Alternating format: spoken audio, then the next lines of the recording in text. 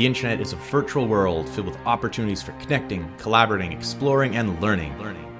It surrounds us and penetrates us. It binds the galaxy together. Not quite. That's an exaggeration. But it is an amazing source of information, good and bad, and can be used for communication. It has many useful tools that we use every day. And just like in the real world, there are times when things can go wrong, or you might stumble into a place that may be as dangerous as a Tatooine cantina. We know internet security can seem like a no-brainer. Here are a few straightforward tips and strategies you can follow to better protect yourself and help your students learn how to protect themselves while online. If Jedi truly you are, then your password, Obi-Wan, cannot be. Always use a strong password. Do not use easy-to-guess words in your password, such as your name, a simple number sequence such as 1234, or something that's easily guessed from your username. It is a good idea to use a combination of letters, capitals and lowercase, numbers, or other symbols such as C3P R2D2. It is harder for automatic password deciphering software to figure out the password if you use a short phrase or a complete sentence such as, "I like going to the movies." Put these two ideas together and you will have a password that is very hard to crack. My favorite movie is Star Wars capital C 3 capital P O. One problem you might have with your learners is they're forgetting important passwords. Should you keep a list of their passwords? Not so sure. This was sometimes done in the past, but now password retrieval through email has made this practice obsolete. The other way around this is to make sure your learners share some of their accounts with you, like a Google Drive or a Dropbox account, if they are allowed to have one of those, of course. If your students share important school folders with you in this way, a forgotten password is much less of a problem in class. Mindful of what you share online, you must be. Never know how things you share, the dark side against you, will turn. It is best to never share personal details such as your phone number, address, family information, school, work, social insurance number, and banking information, PINs, and passwords.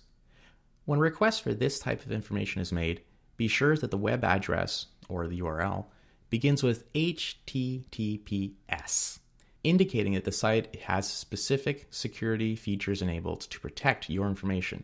As a general rule, mind you, you should always be distrustful of emails asking for any kind of personal information. Good.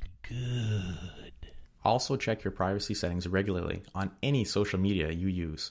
These settings and policies change often, so it's in your best interest to verify that the settings concerning what information and images you share with whom is at a level that you are comfortable with. Keep in mind that your posts will be on the internet forever. Google search your name regularly to see what people can find out about you. Remember also that those privacy settings apply to information or images you share about others in your social media account. So, before you post anything about your friends and colleagues, make sure they're comfortable with it first. Careful of who you talk to online, you must be. Devious, the dark side is. Whether you're using your laptop, a tablet, or your phone, always be smart about who you are communicating with. Just like in the real world, there is stranger danger. As a general rule, it is usually best to keep the online and real-life worlds separate. But if you're aware that one of your learners decides to meet an online friend, make sure that their parents are aware. Or, if that learner is an adult, that they're meeting in a safe, open, public area. You never really know who is behind the avatar or username. Protect your devices, young Padawan. To exploit your weaknesses, the dark side always seeks. Disrupt your connection to the Force, it will. Computers, tablets, and phones are what connect us to the internet, so it is important to protect them from danger as well. Viruses and hackers can cause permanent damage to computers while also making personal information vulnerable for misuse. It is important for you and your learners to use a recent antivirus software that checks for viruses regularly and protects the computer. It is also a good idea not to open any emails or follow any links from people you don't know. Some hackers will even pose as companies or people you know. So down the line, the best strategy is to never blindly follow any link unless you're absolutely sure it is safe. How? Hovering over a link will usually reveal its true destination. If that destination remains hidden, make sure your learners are very cautious. Lastly, don't forget to tell your learners to do regular backups of everything on their computers, or whatever device they bring to class, after making sure it's free of viruses, of course.